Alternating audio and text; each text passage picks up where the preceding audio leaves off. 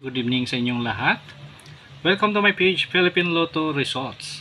Ngayon ay November 25, 2023, araw po ng Saturday. So ngayon sa Sword Trust draw natin sa 5 p.m. 154. 154. So yan ang sa Sword Trust natin sa National.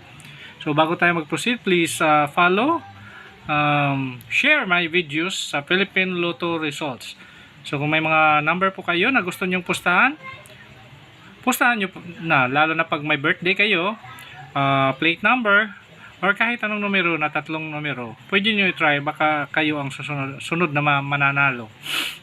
Ayan, so dito naman tayo sa Easy Lotto. Sa 5 p.m. natin, ngayon ang araw, ang Easy Lotto ay 18-14.